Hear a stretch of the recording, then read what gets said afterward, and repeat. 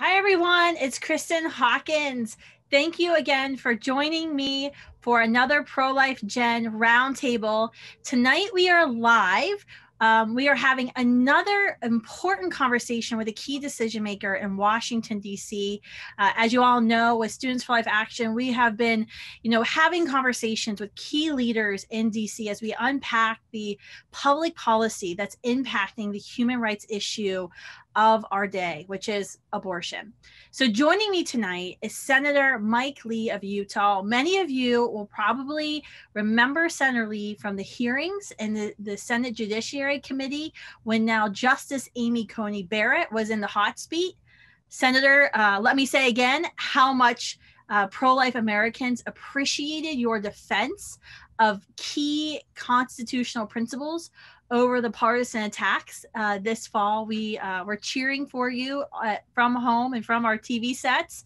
You have been a strong defender of taxpayers as the abortion lobby continues to infiltrate so many of our programs, either here or abroad. So thank you so much for coming on tonight.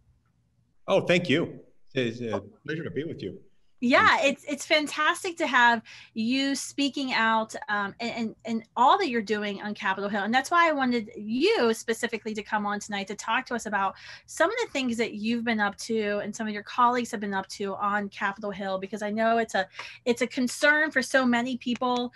Folks have been asking me as I travel the country, what can we do now? What's happening? I don't know if you saw, but recently Students for Life commissioned a poll of millennial and Gen Z voters. And I think these are the two generations everyone always assumes are the most for abortion. But what we found in the poll was that, like most Americans, more of them are opposed to taxpayer funding of abortion than actually supported it. They don't want their tax dollars to be paid for abortions, whether it's in the US or it's worldwide. They outnumber every question we ask these millennial and Gen Z voters. The pro-lifers always outnumbered those who favored forcing taxpayers to pay for abortions. But we are funding abortions. You recently introduced legislation in Protecting Life and Foreign Assistance Act. Can you tell us a little bit about that bill and what's so important, what we will accomplish when it's passed? Yeah, absolutely. You're definitely right. Everyone, nearly all Americans, don't want to see the government paying for abortion. They especially don't want to see the federal government paying for abortions overseas. That's why I've introduced this legislation recently to take care of that. The Protecting Life in Foreign Assistance Act is the name of the legislation I introduced, and it protects American taxpayer dollars from being used to support organizations that provide abortions or even promote them or counsel for abortions or advocate for a change to abortion laws in a foreign country. This policy was once known as the Mexico City policy, and it was, of course, first implemented by Ronald Reagan back in 1984. But unfortunately, this has become one of those perpetual ping pong balls in presidential administrations that's being always in the process of being rescinded and then reinstated with changing administrations. In fact, it's sadly one of the very first things that President Biden did after he entered office was to rescind this very policy. By the way, for any of you who watched the inauguration, they administered the oath of office something like 11 minutes early. As someone who reads the Constitution and cares about it, it really bothered me because he's not supposed to take the oath until noon on the 20th. In any event, as he was taking the oath, one of the things going into my head was, does this technically give him the authority to do what I know he's about to do? Because I knew that was going to switch. So anyway, while President Trump was in office, President Trump, of course, restored the Mexico City policy, which had been paused while Obama was in office, and President Trump renamed it the Protecting Life and Global Health Assistance Policy. The Trump administration, that is, also expanded the policy by refusing to fund foreign NGOs that give money to other foreign NGOs engaged in abortion related industries abroad. And my bill would also implement that change. Now, the United States really should be administering foreign aid only to programs that respect the dignity and worth of every human life. So Congress needs permanently to prohibit taxpayer dollars from supporting abortion abroad. And if this were enacted, my bill would end up saving a lot of lives, countless lives, all over the world, while affirming what we all know to be true, which is that the lives of all unborn children, regardless of where they're from, have dignity and worth. Do you think that it has a chance of passing in this Congress? No, I don't. I always want to. Stunning and sad indictment on the state of the Democratic Party. Yeah, I mean, look, it's what's shocking to me is that it doesn't. It should be shocking to all of us. If you were dropped, I always try hard not to impose the way I view the world today on how people might view it in other eras, because they've got their own, every era has its own set of issues to deal with. But I think people from every other era in human history, with very few exceptions, would really struggle if they were dropped in 2021 in the United States of America. And if they were told, no, wait, you're doing what? I think they'd struggle with it. So I wish I could say there was a chance that could pass in this Congress. It's stunning that that there isn't. Yeah, I mean, I think that is exactly right on. And when you even see, this most liberal cohort, millennials and Gen Z, we always say that they are the most liberal or most progressive when it comes to politics. But our own polling, which I always make sure when we write polls, so I actually want to know the truth of the answer. These aren't for media, consumption. It's really, are we changing culture?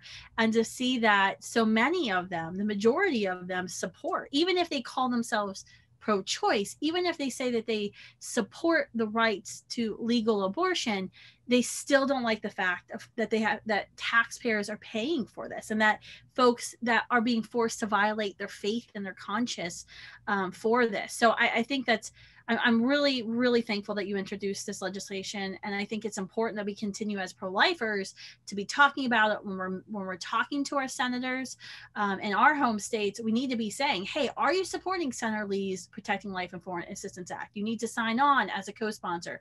You need to support it, and remind them, say, hey, even Students for Life poll of the youngest 18 to 34-year-old voters found that the majority are against taxpayer-funded abortions. It's significant that many of those same people would be just fine with government funding just about everything else in human existence. So it's telling you something that most of them acknowledge deep down: government shouldn't be funding this. Yeah, that's absolutely true. That is the crux of every discussion about abortion. Why is it that pro-choice people, for example, don't like to be called pro-abortion? Why is it that they're pro-choice? They like to say that there's no such thing as late-term abortions, or that these are all just made-up fairy tales, because they don't want to have to think about what they're actually supporting. And we talk about that a lot, Students for Life, especially in our trainings for how to have conversations on campuses. So the other thing our poll found, beyond just foreign funding of domestic foreign dollars, we talked about domestic funding of abortion, which is the Hyde Amendment, the longstanding amendment that prevents taxpayers from paying for abortions except in cases of rape, incest, or when the mother's life is in danger. By a margin of 45 to 38, millennials and Gen Z voters said that they believed that taxpayer funding for abortion domestically should be still limited to those three exceptions. The Democratic Party in 2016, in their platform called for an official repeal of the Hyde Amendment. We saw that leading up to the 2020 election, where all of the candidates were saying that they were in favor of repealing Hyde. Can you tell us why, in your opinion, everything that you see on Capitol Hill, the vantage point you have, why repealing the Hyde Amendment, while taxpayers, funding abortions for any reason in all 9 months, why that would be dangerous, and what are some things that you're working and some of your colleagues are working to do to protect American taxpayer dollars from supporting the practice of abortion? Yeah, look, this would be really bad if it were to get repealed. For over 40 years now, the Hyde Amendment has been something that's ensured that our taxpayer dollars don't pay for most abortions in the United States. There are some people who have estimated that because of the Hyde Amendment, there have been about 2.4 million lives saved since 1976. That's a big deal. That's a lot of people. And they are people whose lives have been saved as a result of it.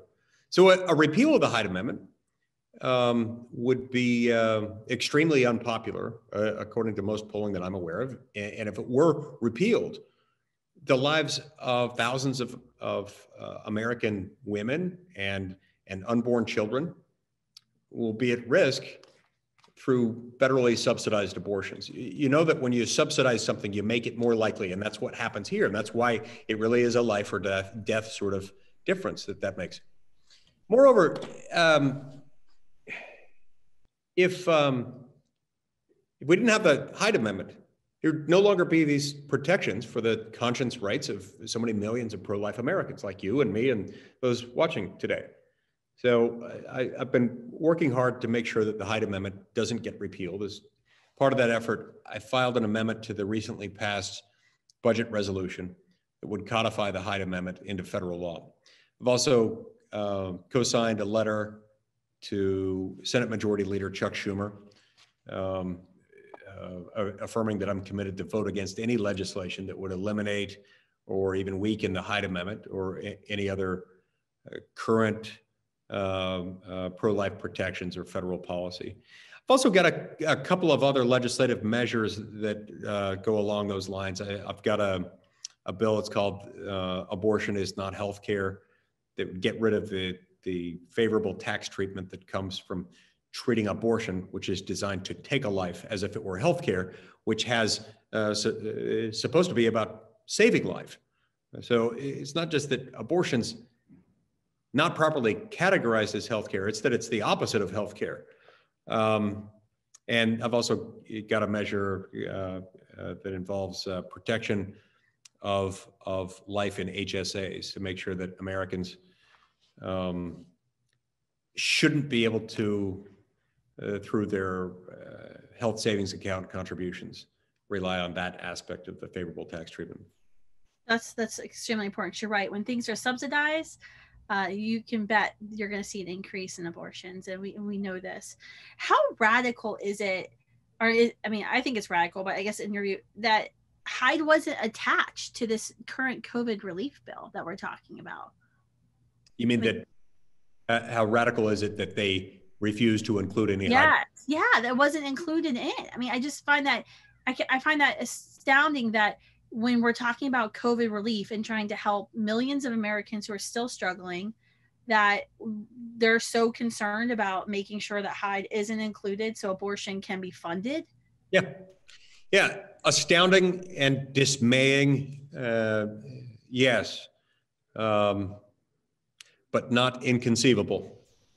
That's great. Yeah, I mean, I feel like it shows you their agenda, and it's a radical agenda that we're facing, and that's why the talking points that we've been using when we're trying to convey to the pro-life grassroots that this is something like everybody, this is game on at this moment. If you're a pro-life activist, like, you have to be paying attention to what's going on Capitol Hill. You can no longer say that, I'm not paying attention, put your head in the sand. Like, this is extremism that's happening.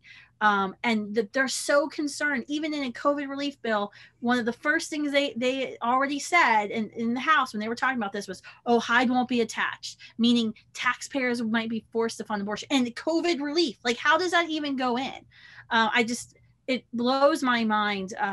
And of course, the media doesn't cover any of that. I want to go into chemical abortion pills. In the past, abortion's a sacrament for them now. I mean, gone are the days of safe, legal, and rare. I think used to be the mantra. Yep, that's right. which was itself a sort of their own version of Gregorian chants. They would say that over and over and over again. You could hear it coming from a mile away.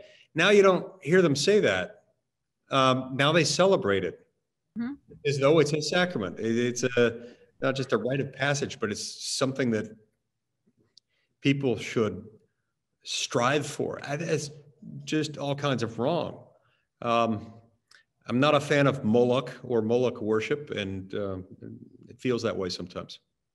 Absolutely. I mean, I think it's stunning that they won't even, they tell their own activists not to use that phrase safe, legal, and rare anymore, because they don't want, because I think the question is, if something has to be rare, why does it have to be rare? If abortion's such a wonderful procedure that every woman who's going through womanhood endures, why does it have to be rare? I think just that word itself speaks to the fact that even those who call themselves pro-choice or say that they support some abortions don't like to think of abortions as happening. And they certainly don't like to think about the millions of abortions that are going to happen in the next 4 years. So one thing that's coming up in the pro-life movement that we've been talking a lot about is the rise of chemical abortion pills. Today, 40% of all abortions are now being committed with chemical abortion pills. And the abortion lobby is pushing to distribute these online without safety standards. And, in fact, there's somebody up for, confirmation to HHS, Javier Becerra, who, as Attorney General of California, during the COVID crisis was not worried about getting PPE, but gathering up all attorneys general in the country to advocate for the FDA to get rid of all safety regulations on these pills, which these pills are, not only are they always deadly for children, but they can be deadly for mothers, for women.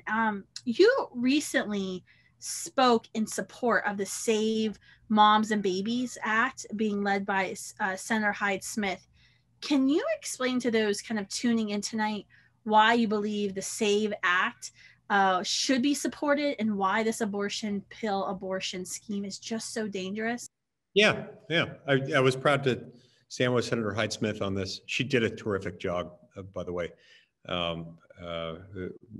Really aggressed on this issue and went down to the floor, and we tried to get it passed by unanimous consent. But first and foremost, abortion, as we talked about a minute ago, isn't healthcare. Telling a woman that she should take a pill that results in the death of her child, often in her own home, so that then the mother is left to suffer alone without care or supervision of a doctor or a nurse. This has resulted in some really tragic, gruesome, horrific experiences by a number of women. In fact, the abortion pill has caused nearly 4,200 adverse medical events, including more than 1,000 hospitalizations and nearly 600 instances of blood loss requiring transfusions. It's not light stuff, and some women have even died. The purpose of healthcare is to heal. It's to preserve, protect, and save human life. A chemical abortion is one appearing in the form of a pill, isn't healthcare, and it's never going to be. Our healthcare system and our laws are there for the specific purpose of protecting and preserving life, and that includes the life of the mother and the child. This bill does that, which is why we need to pass it. Yeah, absolutely. And I want to thank you so much, Senator, for all that you're doing, all the legislation that you're sponsoring and putting out there. I would encourage you, if you've tuned in tonight, make sure you're calling your U.S. senators, telling them to co-sign, sponsor, support Senator Lee's new bill, the Protecting Life and Foreign Assistance Act. Make sure you tell them to sponsor and sign on to Senator Cindy Hyde-Smith's SAVE Act, Save Mom and Babies Act, which would prevent this online deadly distribution of this chemical abortion pill. Talk to your senators about why they need to stand against taxpayer funding of abortion and how just extreme this is. So thank you so much, Senator, for all you're doing. I can't wait to watch more Senate hearings with you on TV. It's always a good time. You can't always say that about a lot of elected leaders, but when you're on a panel and Fox News is covering it, I always want to tune in. So thank you so much for your leadership.